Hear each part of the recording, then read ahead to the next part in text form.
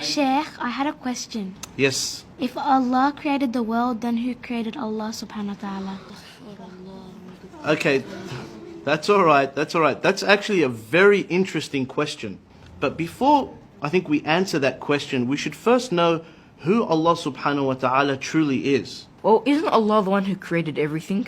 And wasn't He here before everything else? That's right, Bilal. Allah is al-awwal, the first. That means there was nothing before Him. Allah subhanahu wa ta'ala is, was, and will always exist. So the question, who created Allah, doesn't make any sense. Because the word Allah means the one who is uncreated. Sheikh, can you explain that a bit more? Okay. Muhammad, can you come to the front, please? So, Muhammad, can you draw for us a square that's also a circle?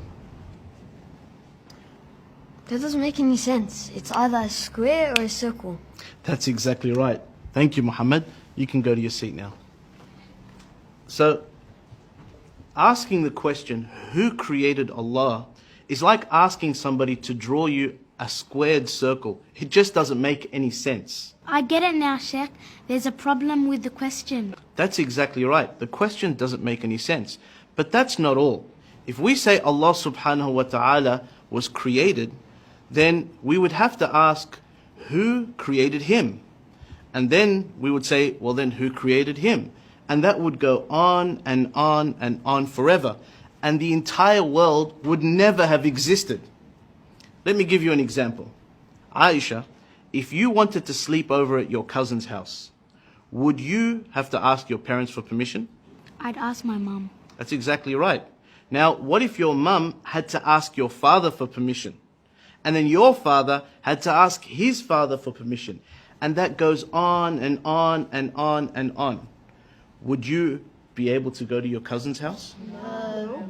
So what needs to happen for you to be able to sleep at your cousin's house? Well, that's easy. Someone would have to be able to make the decision without having to ask anyone else. That's exactly right.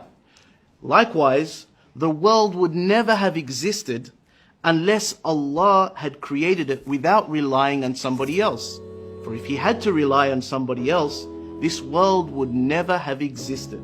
It is necessary for this world to have a creator that is awesome, He is absolutely powerful, He is uncreated, and He is the originator of all things. And that is Allah.